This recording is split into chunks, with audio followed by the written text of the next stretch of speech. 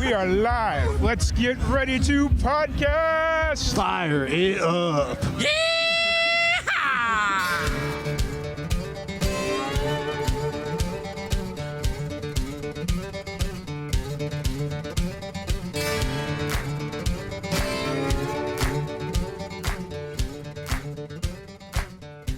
Welcome back to another live and amplified Indie Fusion podcast. I'm your host, Tom Quiet, and we're back at it again with another amazing podcast. Today, we have a very special guest joining us. We have Jenna May. How's it going today? It's going really great. How are you? I'm doing pretty good. It's Sunday. It's a chill day. Like, today is my chill day, so I'm excited to not do anything. Nice. So, how's everything been going? You just dropped a new single, so how's that been going? Yeah, it's been good. Thank you. Yeah, it'll be a week on Wednesday. It'll be a full week. And I have been working on the song for quite a while, so I was excited to finally get it out. So nice.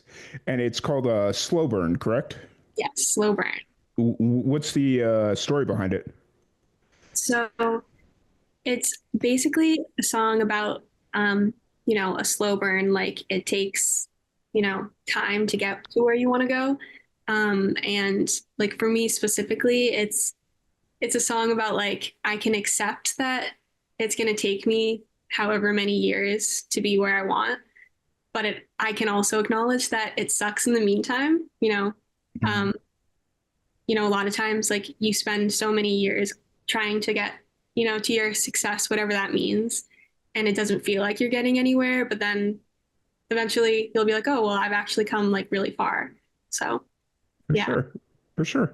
And with a song like Slow Burn, what was it about this song that kind of drew you to the idea of releasing it and putting it out? Was it always kind of a song that you were like, okay, this is something that I need to put out? Or did it start off as like a song, just a song, I guess, in general?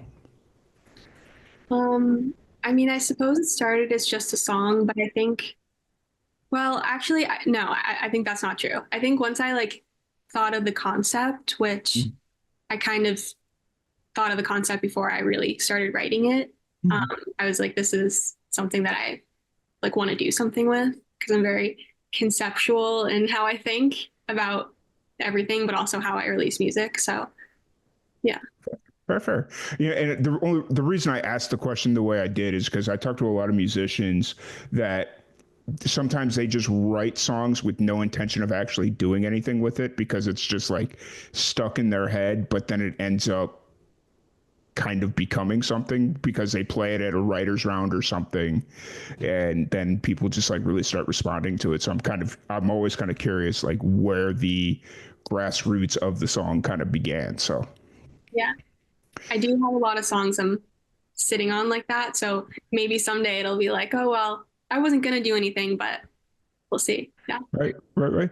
And so is this all kind of building towards an album, EP, LP, something like that? Or is it kind of just singles right now? I think, so this song and the song I released back in May, Little Thoughts, those are just kind of like standalone songs. But I have an album that I put out in 2022, the end of 2022. It's like the years. Wow. But I'm working on kind of redoing that. Okay. I think as an EP form. So that's what I'm working on now. So I don't think like Slow Burn will be part of it, but that's where the build is going for like what I'm working on the rest of the year. So fair enough. And so the hope is to get more music out throughout the year. Yes, definitely. Is what kind of, because like, I mean, just kind of looking at your Spotify, it looks like you released your album in 22, and then the next release was the your single To Beyond was the single after that. Yeah. But then Little Thoughts, and there was a little bit of a gap there. Was that intentional? Was that unintentional? Like, it was a mix of both, because one of the reasons I want to like redo my album, whether it's stays as an album or an EP is that I feel like I kind of rushed it for no actual reason. And so I like wanted to really take my time with the songs I put out now after that. But then also I went through a period of not being able to sing because I had jaw surgery. So Oh, that also put a crimp in plans, elongated things. So yeah. fair enough. Fair enough. What do you feel? So you said you felt like you rushed out Emotionals or Emotions Gallery, the album. Yeah. Why do you feel that way? I feel like as much as I love it, I it's not quite what I wanted it to be. Hmm. Especially like production wise, because a lot of it is mostly like vocal and piano, which is great because that's like the base of how I write music and what I love. But like I had visions of it being like even more than that. So I really want to like make it sparkle more, like to how I really want it to be. Fair. So you're gonna almost. I don't want to call it a remix because that's not accurate, but you're gonna make it more like a deluxe version. It seems like. Kind of. I am gonna play around with the track list a little, but yeah, I just kind of like reimagining it or like Mhm. revamping it, just like making it better than it already is. For sure, for sure. And so, it is that something that you've been looking at doing more recently, or is that like once you got it out there, it was like, oh, this isn't exactly what I was wanting. Um, I kind of once I put it out, I was kind of like proud of it, but like it could have been better. But Hmm. it was just like the past, I think like less than 6 months that I was like, wait a second, but there's no reason I can't improve it anyways. Yeah, for Yeah. sure. And I mean, I think kind of going on what you said, I think because you kind of mentioned that you're going to play around with the track list and whatnot. Because like, I mean, I like the whole package of the album as it sits.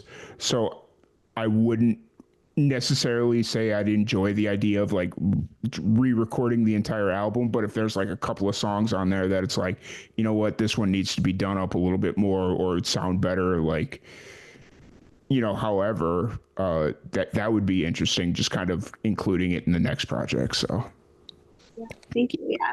I mean, the album as it currently is gonna still exist, mhm. at least on SoundCloud. So, um, especially because my friends are like, "Oh, why are you doing that?" Because of course my friends love my music. They're my number one fans. So Nice. yeah. I love that. I love it. So, so that's kind of the plan for the rest of 2024. Where are you kind of at show wise right now? Are you playing pretty consistently or? A little bit. I have a show at the end of the month. Um, I'm getting back into like playing more regularly now because again, like I had jaw surgery, which was Mm, now like a year and a half ago, but it's been a slow progression, like yeah. actually like really performing again. So Okay. yeah.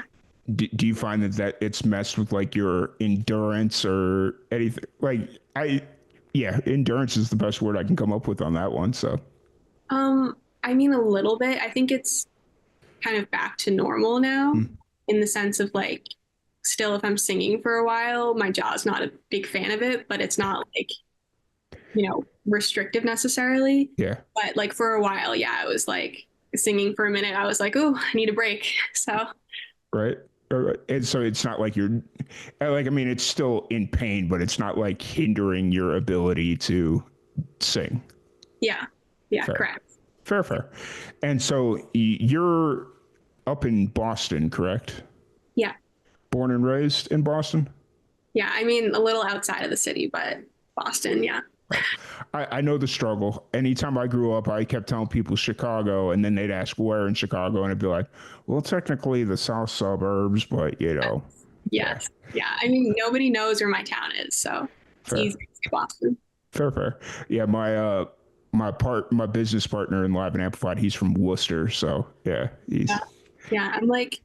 I'm a little closer to Boston than I am Worcester, but yeah. I know. Oh yeah, it's we're trying to find a way up there because I think he just wants a reason to go back home and visit some of his old stomping grounds. But it's like, man, taking that trip that far north is a little bit of a hike. Yeah. Yeah.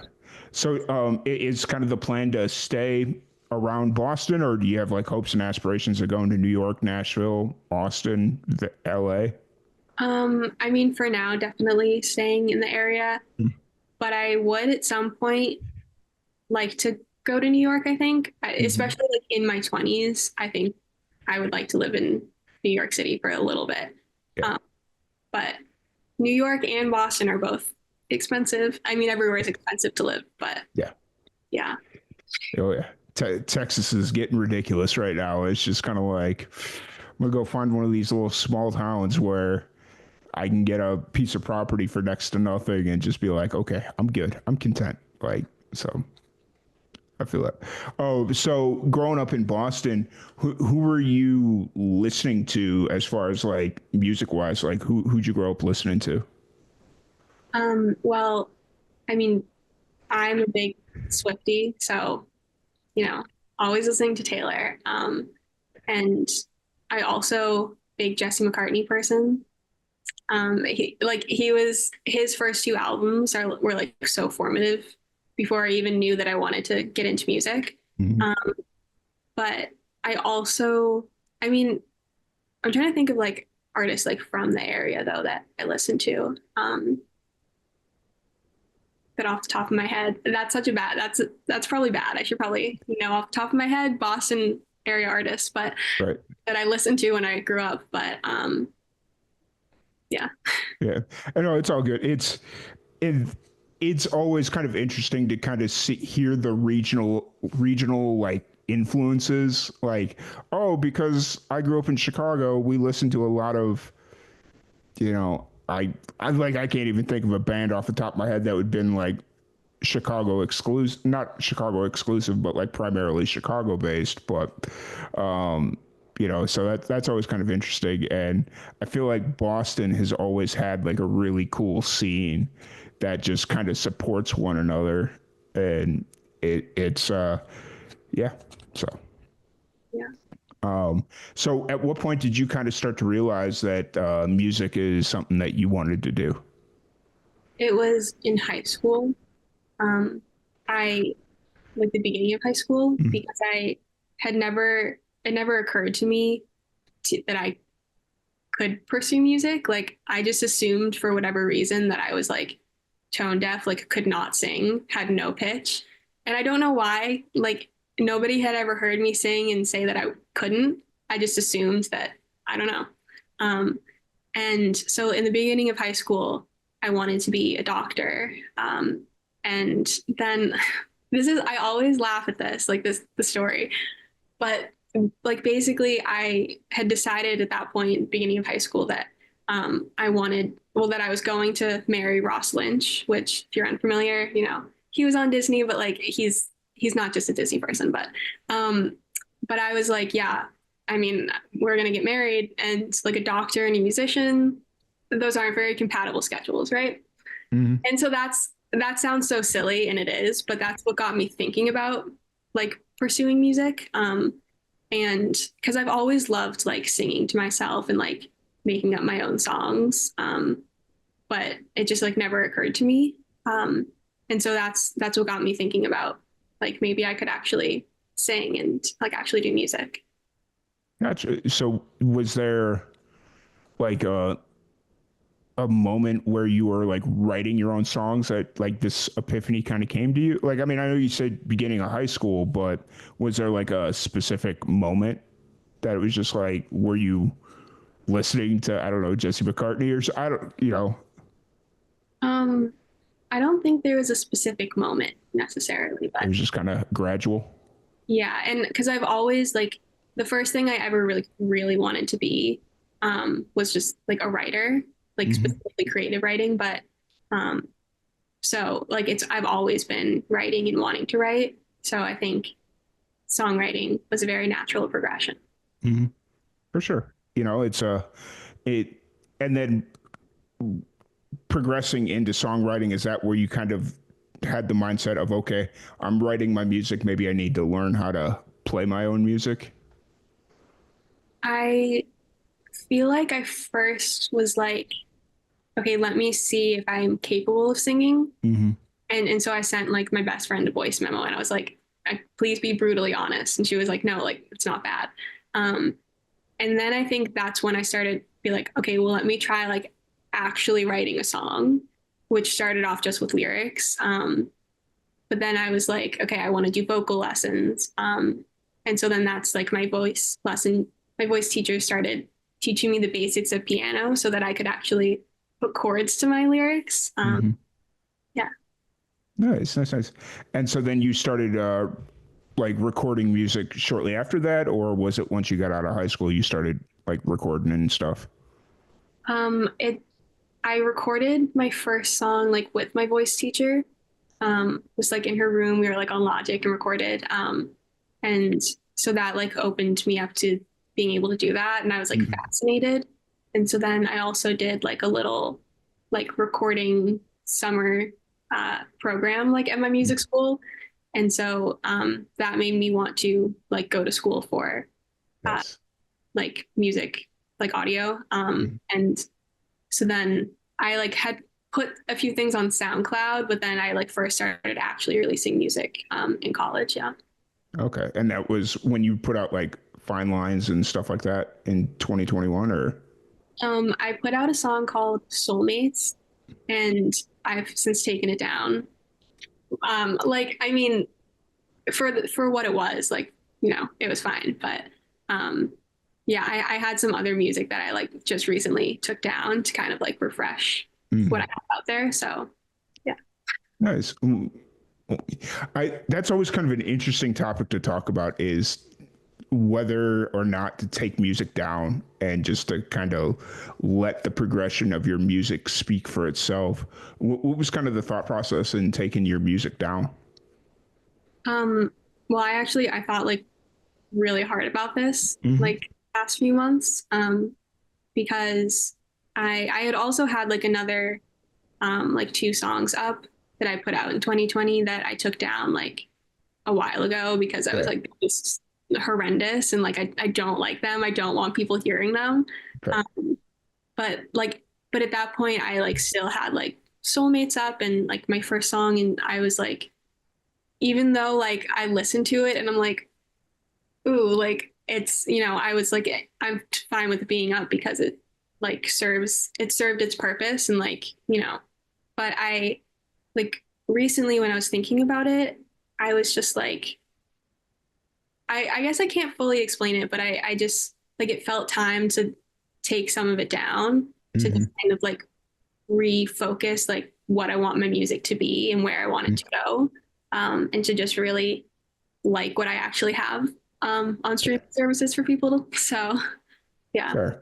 And it's not wrong one way or the other. It's just always kind of interesting because for me, it's kind of like I like the idea of being able to go back and hear like the progression of music. But if it's one of those things where it's either such a step backwards that it's like, okay, that might actually hinder me moving forward, or if, like, let's say early on when you were performing music, you were like wanting to be a death metal rocker or something, and it's like, then it's like, no, I don't want to do that. I think I like country music or pop music or whatever. Then I can kind of see the point. But if for like I don't know, it's always just kind of an interesting conversation. So when you brought that up, I was like, okay, let's dive in on this one. So I think it's really interesting because everybody has different like reasons why they do that at different points. So mhm. But the fact that you were mentioning that some of it's still up on SoundCloud, right? yeah, I think I've kept like everything on SoundCloud except for those two songs from 2020 because I was like, absolutely not. Like they're just, I hate them so much. So what is it about them you hate? Like those original two songs? Is it just like the content, or is it the production, or is it the Um, music? well, they were like first of all, really long because I really went through a phase where my songs were like 6 minutes, and which can be okay, but they also just were like they were a cappella and Hmm. just like I don't know. I also think, I mean, I liked the idea of it. Like they were packaged called Late Night Depression, and I liked, you know, the message, but I also Hmm. felt like I think one of my strong suits is like my lyric writing, and I hate like I was like I'm just like going on and on saying the same thing, and I hate how I said it and like why did I say it? And I just feel like it just didn't sound good, and I was like I don't want it associated with me. Fair, fair, fair. It's one of those things where you were young and just trying to get yourself out there, and there was no, not to say that there was no real thought or anything put into it. You were just trying to get your music out. Is that essentially the thought process? Yeah, pretty much. Okay. Yeah. Fair enough. Very fair. So kind of looking forward, obviously you'd mentioned that you're working on new music. Where are you kind of at creatively right now? Do you find yourself more in a writing phase or straight on promotional? Where do you kind of think you are creatively right now? Well, I'm definitely in a promotional phase because I need to promote my song that just came out. But um, I also, I mean, I always have like 50 billion songs I'm working on that are unfinished and I'm, working on.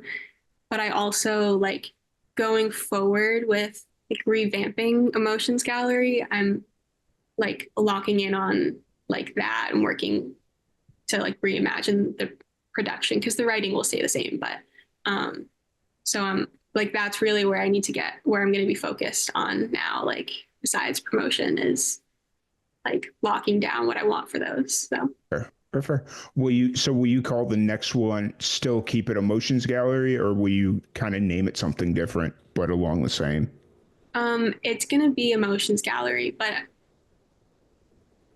yeah, it's going to be Emotions Gallery.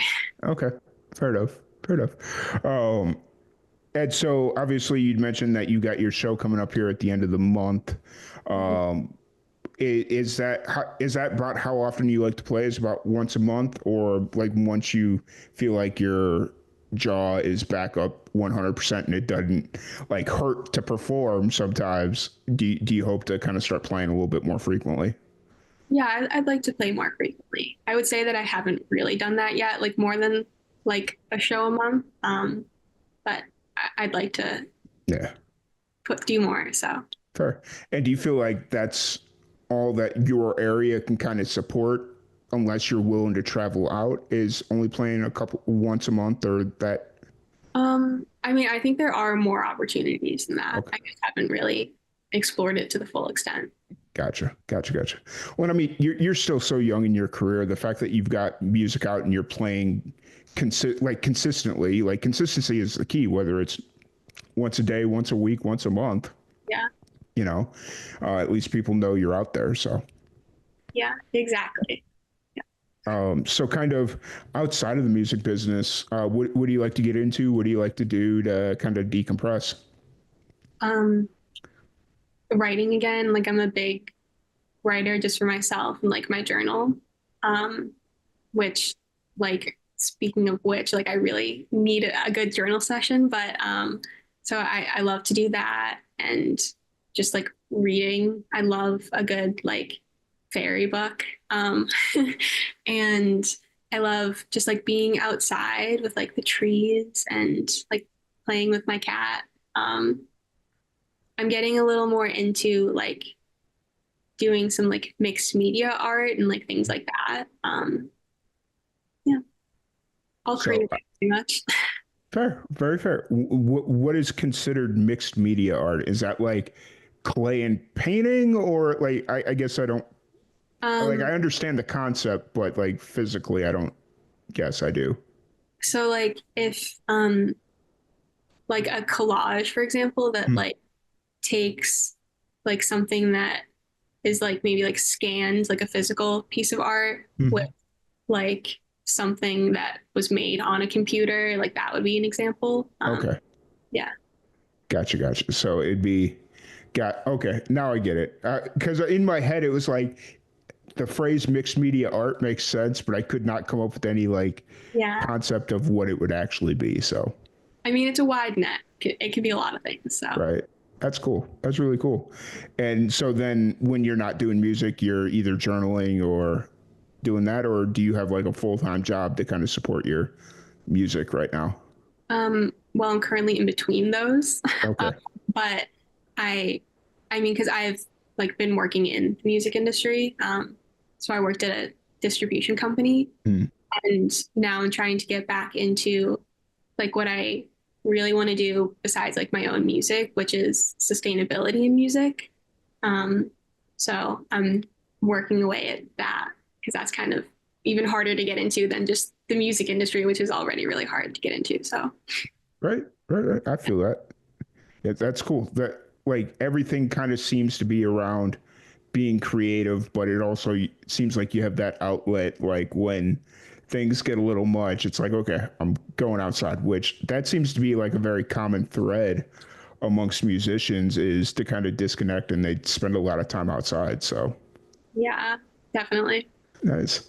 And so other than that, one thing that I want to do here really quick before we start wrapping this up, what's one piece of advice you have for young musicians out there? What's something that maybe you learned or a valuable piece of information that you might have that might be valuable for others? I would say like just keep doing things, keep trying things because like even still, I mean, again, like you said, I'm young, like I'm only 24, but like there's like I feel like there was like a lot of time where I'm like, why didn't I just go out to that show and like meet other people or like work with this person like in a writing session, Mm-hmm. like somebody that reached out or not that, that happens all the time, but like I think there's a lot of fear to like not do things until they're perfect or Mm-hmm. I mean just in general like being afraid to like getting on stage is horrifying. I'm so terrified of performing. So um but like the more you do it, the easier it gets. So I think just working at it is, consistency. Even if it's not good, like you owe it to yourself to try it. Yeah. That's actually a valuable piece of information that somebody gave me not too long ago because I was trying to figure out how to do something instead of just doing it. And they're like, stop worrying about the how and just do it. Yeah. Like you'll figure it out like once you get that ball rolling, but just do it. So which not to sound like Shia LaBeouf because I know he got memed up pretty hard with that one, but you know, it happens. So kind of looking forward, you've got your new single out now. So if anybody wants to check that out, link will be in the description below. All that fun stuff. If anybody wants to check out your social media and that, where's the best place to find you? I think Instagram probably, which is at Mayrose in Magic. And that's the same. My website is mayroseandmagic.com. All my social media is that as the handle. So Nice. Was that originally going to be your stage name, or was that? no, it's so my full name, I have two middle names. So Mhm. I'm Jenna Mayrose. Um, so yeah, Mayrose and then magic because I love magic. So Perfect. yeah. Perfect. Actually, that threw me off when I was trying to find you the other day to message you to be like, "Hey, are we still good for Sunday?" I was typing in Jenna May and it was just wasn't popping up, and I'm like, "Wait, did I like make up this entire interview or something? Like this entire scheduled point?" And then I was started going through my contacts, and I was like, "Oh, it's because she has a different." Okay, I get it. And that happens every once in a while where just you type in their name and it doesn't appear because their handle is something different. So Yeah. I mean, because I like it wouldn't be my stage name, but I really like having like Mayrose and Magic as a thing that's like part of my like brand or my identity. So nice. That's really cool. It almost feels like down the line you could turn that into like a dinner show, Mayrose and Magic, and find a musician and it's music and magic, and I don't know. funny. That would be fun. So, but once again, I appreciate you so much for taking the time to sit down and chat with me. Hope you have a great rest of your day. Yeah, thank you for having me. Yeah, absolutely. And once again, thank you everybody for joining us, and we will catch y'all later. Bye.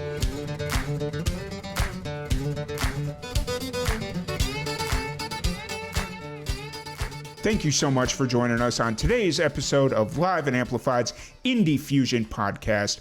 If you'd like to support anything Live and Amplified does, please follow us on all of our social media platforms at Live, the letter N, Amplified. You can find us on Facebook, Twitter, Twitch, Instagram, YouTube, Threads, any of them, all of them, at Live, the letter N, Amplified. And if you would like to buy any official Live and Amplified merch, you can do so at our merch shop, link in the description below. Once again, thank you all. Have a great day.